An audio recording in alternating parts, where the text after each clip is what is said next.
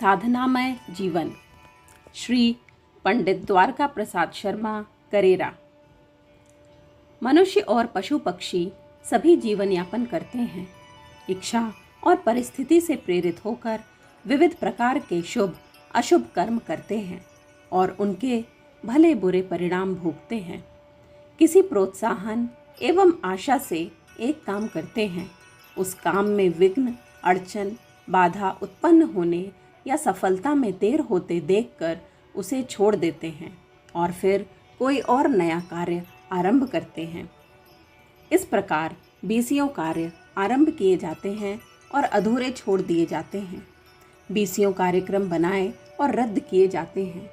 अनेकों सिद्धांत, आदर्श एवं विचार आवेश और उत्साहपूर्वक ग्रहण किए जाते हैं और थोड़े ही समय में उनकी ओर अश्रद्धा एवं अशक्ति होने लगती है तो हाथ खींच लिया जाता है। इस प्रकार लोग अनेकों असफल योजनाओं को अधूरी पड़ी छोड़कर कूच कर देते हैं। उनका जीवन असफल ही रह जाता है। निरुद्देश्य जीवन सदा असफल रहता है। जिस चिट्ठी पर कोई पता नहीं लिखा गया है वह कहाँ पहुँचेगी। अनेक डाक खानों की मुहर खाती हुई रद्दी के टोकरे में पड़कर नष्ट हो जाएगी। जिस तीर को किसी लक्ष्य पर नहीं, यूं ही शून्य आकाश में फेंका गया है, वह कोई प्रयोजन सिद्ध करना तो दूर, स्वयं भी कहीं अज्ञात प्रदेश में गिरकर नष्ट हो जाएगा। जो मोटर निरुद्देश्य के सड़क पर दौड़ रही है, वह अपनी शक्ति गंवाने के अतिरिक्त और क्या फल उत्पन्न करेगी। आज अधिकांश व्यक्ति निरुद्देश्य जीवन जीते हैं। खाना पीना और मौज करना उनका कार्यक्रम होता है। आहार, निद्रा, भय, मैथुन तो प्राणी की जन्मजात शारीरिक आवश्यकताएं हैं। इनमें बुद्धिमत्ता, दूरदर्शिता एवं मनुष्यता का कोई लक्षण नहीं है। इन आवश्यकताओं को तो कीट पतंग भी पूरा कर लेते हैं।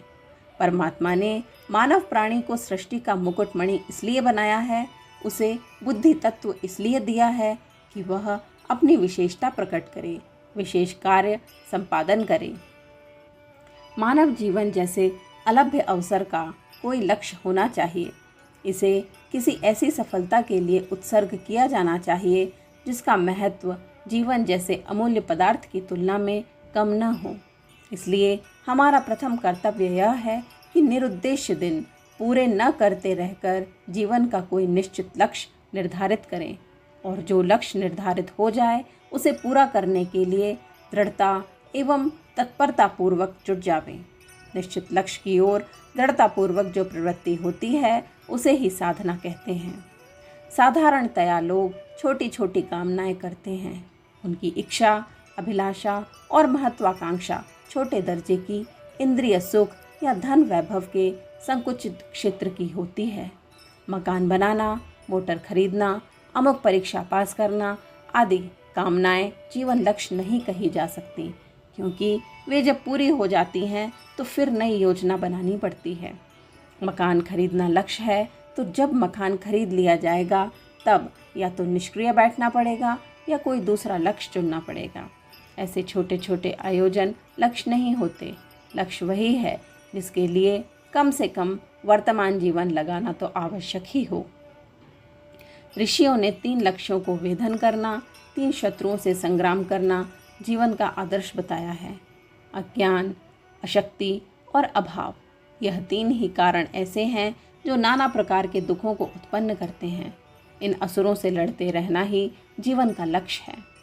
गीता में भगवान ने जिस धर्म युद्ध के लिए प्रेरणा दी है, जिस युद्ध को निरंतर जारी रखने का आदेश दिया है, वह इन 3 असुरों के विरुद्ध ही है। द्विजों के 3 वर्ण इन 3 दुरितों से लड़ने के उद्देश्य से ही बने हैं। जो अज्ञान के विरुद्ध संग्राम करके ज्ञान का प्रकाश फैलाते हैं वे ब्राह्मण हैं। जो अशक्ति, अरक्षा, अनीति को परास्त करके बल, निर्भयता, सुरक्षा और नीति की स्थापना करते हैं वे क्षत्रिय हैं।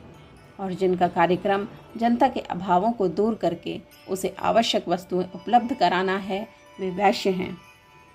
जीवन के इन 3 लक्ष्यों में से अपनी रुचि, शक्ति, इच्छा और योग्यता अनुसार जिसको चुना वे उसी वर्ण के बने। जिनमें लक्ष्य स्थिर करने में उदासीनता है जिनका कार्यक्रम स्वार्थपूर्ण, संकुचित एवं व्यक्तिगत लाभ की दृष्टि से है, वे शूद्र कहलाएं। शूद्र शब्द तिरस्कृत इसलिए है कि मानव जीवन के महान लक्ष्यों के प्रति, महान उद्देश्यों के प्रति उनकी श्रद्धा नहीं है। आज व्यापक रूप से शूद्रता फैली हुई है। जीवन लक्ष्य की ओर किसी का ध्यान नहीं है। भौतिक कामनाओं से प्रेरित होकर नित नए कार्यक्रम बनाते, बिगाड़ते रहते हैं। अनेकों प्रकार की इच्छाएं, अभिलाषाएं, कामनाएं मन में आती रहती हैं, परंतु प्राप्त करने योग्य दृढ़ता एवं मनोबल न होने से वे अधूरे पड़े रहते हैं। भोगवादी, स्वार्थपरायण मनुष्यों में भी ऐसे व्यक्ति थोड़े से ही होंगे जो कामनाएं तृप्त होने का सुख प्राप्त कर सके हों। किसी कार्य को पूरा करने के लिए उस दशा में अविचल श्रद्धा, अटूट साहस और दृढ़ प्रयत्न की आवश्यकता होती है। संसार में जिन लोगों ने कोई कहने लायक काम किए हैं, महापुरुष कहलाए हैं। आशाजनक सफलता पाई है, उन्हें धैर्य, साहस, प्रयत्न की परीक्षा अग्नियों में होकर गुजरना पड़ा है, तब कहीं आशाजनक परिणाम निकला है। हथेली पर सरसों जमाने के लिए उतावली करने वाले, जरा सी कठिनाई देखकर विचलित हो जाने वाले, थोड़े दिन उत्साह दिखाकर शिथिल हो जाने वाले लोग छोटे छोटे कार्यों में भी सफलता प्राप्त नहीं कर सकते। सफलता की आवश्यक शर्त है दृढ़ता, एकनिष्ठा, साधना। जिनने इतिहास के पृष्ठों में आपका उज्जवल स्थान बनाया है, उन्हें अपने कार्य के लिए साधना करनी पड़ी है। सब ओर से चित्त हटाकर लक्ष्य में तन्मय हो जाना, लक्ष्य का ही ध्यान रखना और अटूट धैर्य एवं दृढ़ता के साथ उसी कार्य में लगे रहना और कठिनाइयाँ आने पर भी चित्त में उदास न होना साधक का प्रधान चिन्ह है। साधना ही सफलता की जननी है। जो भी सफल हुआ है, साधना द्वारा हुआ है। जीवन को असफलता में नष्ट न करके यदि उसे सफल बनाना है, तो उसका एकमात्र उपाय साधक बनना ही है। जीवन की साधना यही है कि अपने को तथा दूसरों को नाना प्रकार के दुख देने वाले जो 3 महाअसुर हैं, उन अज्ञान, अशक्ति और अभाव को दूर करने के लिए द्विजत्व का व्रत लें। द्विजत्व का तात्पर्य है ज्ञान, बल और संपत्ति का अभिवर्धन। यह अपने लिए ही नहीं वरन सभी के लिए बढ़ाने योग्य है। कोई व्यक्ति, राष्ट्र या समाज इन तीनों के द्वारा ही सुखी हो सकता है। जहाँ इन तीनों की जितनी मात्रा होगी, वहाँ उसी अनुपात से कष्ट और दुख कम उपस्थित रहेंगे। जीवन अस्त व्यस्त जीने के लिए, तुच्छ और क्षुद्र कार्यों में व्यतीत करने के लिए नहीं है। यह महान संपदा उन्हीं महान उद्देश्यों की पूर्ति के लिए खर्च की जानी चाहिए जो व्यापक रूप से सुख शांति की वर्षा करने वाले हैं। हमारा लक्ष्य द्विजत्व की प्राप्ति एवं कर्तव्य धर्म की पूर्ति होना चाहिए। यह कार्य छिछोरापन, उथलेपन तथा संकीर्ण दृष्टिकोण रखकर नहीं हो सकता। इसे पूरा करने के लिए साधनात्मक दृष्टि और कार्य पद्धति होनी चाहिए। हमारा जीवन साधनामय होना चाहिए, क्योंकि मानव जन्म की सफलता साधनात्मक गतिविधि पर ही निर्भर है। अखंड ज्योति, मार्च 1951, पृष्ठ संख्या 17, 18, 19।